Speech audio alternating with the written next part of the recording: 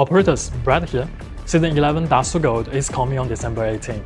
Before the new season arrives, we wanted to use this TAF Talk to walk you through some of the upcoming updates and share a bit of our thinking behind them. Over the past few seasons, we've been focused on polishing the core shoot, loot, and breakout experience. In Season 11, we are building on that foundation by enriching the existing gameplay and giving even more back to the community. Alongside the new game modes, we'll also be introducing the Emulator non-wipe open beta launching with the new season, as well as the brand new appearance voucher. And of course, we'll also cover the latest progress on hardcore mode and some of other fun modes we've been working on. Alright, let's get started then. Staying connected with the community means a lot to us. Your feedback is what helps Arena Breakout get better and keeps the experience moving in the right direction. During the last season test server, we got a ton of comments about the diving features. Because of that, we decided not to release them, and we're really happy to see many of you agreed with that call. As the season went on, more feedback kept coming in. Huge shout out to our community team for gathering everything and passing it straight to the devs. It really helps the team understand how you feel about the certain features and what we should adjust next. We can't respond to every suggestions one by one, but we'll keep using dev talks and more articles to update you on things you care about. Last season, a lot of you asked for Secure Ops mode to stay permanently. That mode was originally meant to help newcomer players, people learning the game or exploring the maps, and the players who just need a safer way to rebuild after losing gear. So based on your feedback, Secure Ops will become a permanent mode this season, and we are raising the gear gap to 120,000. Another change for Cover Ops. Last season, we added an entry ticket to the mode. Over the season, many players told us they wanted that removed. Cover Ops should be a steady, low-pressure way to earn resources, not something blocked by actual requirements. So in Season 11, we are reverting this change and removing the entry ticket requirement for Cover Ops in the normal mode. We hope you will enjoy these updates, and please keep the feedback coming. It really matters to us. Now, a quick update on hardcore mode. It is mostly down and currently being tested internally. We are aiming to launch it sometime in 2026. It's a brand new twist on existing raid mode, giving players the ultimate high-risk, high-reward experience. We hope it's going to be a deeper, more intense challenge for anyone who loves pushing them to the limit. And yes, keep sharing your ideas in the community, we'll see them all. And of course, hardcore mode isn't the only thing we're working on. We've got more fun modes in the pipeline. Any guesses? Next, let's talk about a major update this season, the Armory. As we mentioned in previous dev talks, our current strategy is to refine the existing map pool, making it fit better with the current Dark Zone ecosystem, and provide a smoother gameplay experience. Over the past few seasons, maps like North Ridge and Farm have received various upgrades and adjustments. This season, we are focusing on Armory, improving its art quality while adding richer gameplay mechanics.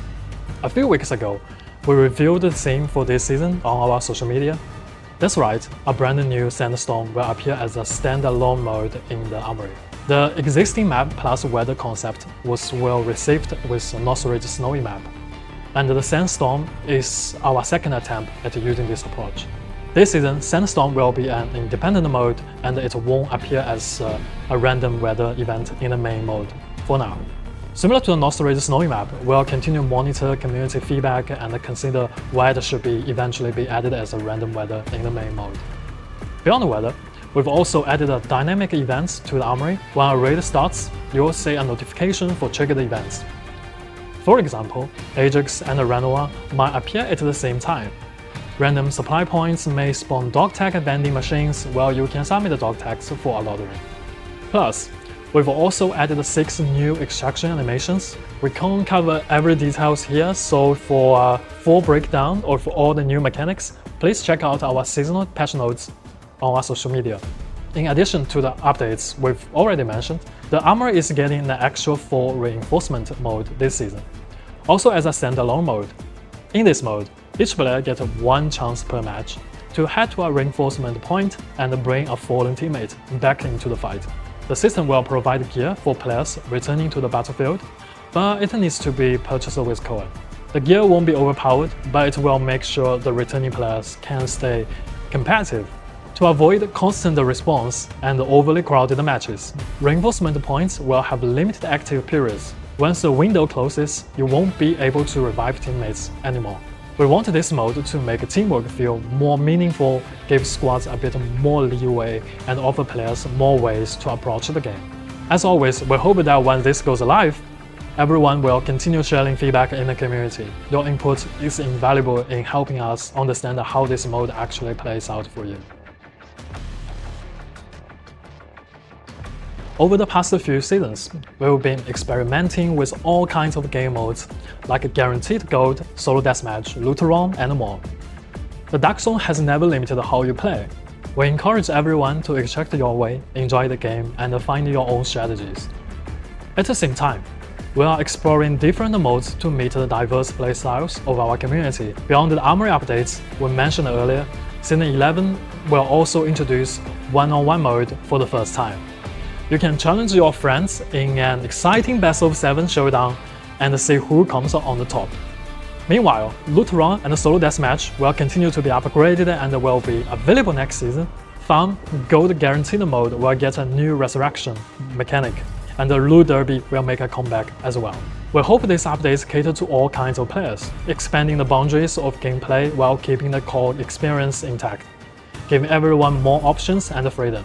As for the looting and extracting experience, after adjustments to spawn points, extraction points, and the loot location over the past 2 seasons, next season we're adding more types of gold and verified prototype accessories in raids. This will make the overall experience richer and more rewarding for the game. Next, let's talk about the new experimental items. Since experimental items were added to the game, we'll be introducing new content each season to make matches more engaging and fun. For example, in the past 2 seasons, with drones, we saw a ton of creative uses from community like taking group photos, checking enemies, and more. Next season, we'll continue adding new experimental items, and the one that was highlighting is the thermal imager. In Season 11, players will have a chance to find the thermal imager in experimental item crates. Its functionality is similar to regular thermal vision, but it cannot be taken out of the raid. If you want to experience the new thermal imager directly, you can play Hecadis roleplay mode, where she comes equipped with the new thermal vision and special abilities. Our goal is to give even players who don't carry a thermal a chance to use it during matches, adding more variety and excitement to the gameplay. Once the new items go live, we'll also be keeping a close eye on community feedback, so don't hesitate to share your thoughts with us. While we are focused on improving the gameplay experience, we've also always wanted to give back to the community. In the past seasons, players have received the free melee weapons, gun skins, coin, and more. Next season, we'll continue giving back, but on top of that, we're introducing a brand new currency, appearance vouchers. They work pretty much like in-game bonds and can be used to partially offset the cost when purchasing skins, or even exchange them for certain gun skin directly. Getting them is easy. We'll be distributing them through various in-game events. For more details on how to use them, we'll share updates on our social channels soon. Alright, let's talk about the Emulator. If you've been following creator streams, you might already know this season, the Emulator non-wipe open beta is coming. A lot of players have asked, why an emulator? Isn't that already a PC version? The thing is, the emulator offers a completely different experience from PC. It's mainly designed to take some pressure off mobile devices and give players more ways to play. If your phone struggles a bit, you can hop on the emulator, and it's also a great way for new players to get the hang of the game. For example, the upcoming Armory Sandstorm mode this season is especially fun on PC, and we highly recommend trying it there. And don't worry, you don't need a new account. Everything is synced with your mobile account. Matchmaking is another big question we've seen. Emulator players will be matched separately, so you won't be mixed with mobile players. This keeps things fair and balanced for everyone. At launch, not all maps and modes will be available. We want to make sure everyone can enjoy the game in a smooth, controlled environment. The Emulator non-wipe open beta will go live on December 18, alongside the new season. For the latest download information or if you have any other questions, be sure to check our social channels.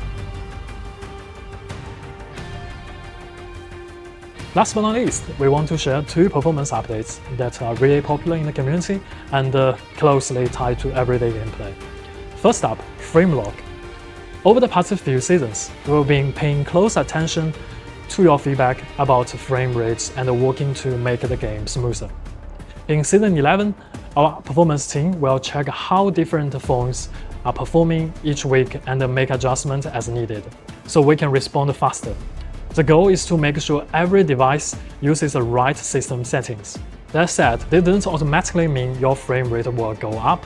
Everything still depends on your device. A smoother experience isn't just about higher frame rates, it comes from stable, reliable performance. Next, the new in-game performance stress bar. This will give you a clear look at how your device is running. If the bar is high, it means your current settings are demanding a lot from your device, and you might want to tweak graphics to improve performance. You can check the in-game demo. Optimizing performance is always a top priority for us. We want everyone to have the best experience possible. Remember, picking the right settings usually makes your game feel smoother than just cracking everything to the max. Keep sending your feedback through the community or customer service. We are checking every report and working to fix them. That wraps up this dev talk. We hope you are excited for all the new updates in Season 11 Dust to Go, starting December 18. Thanks for watching. Let's shoot, loot, and break out. We'll see you in the dark zone.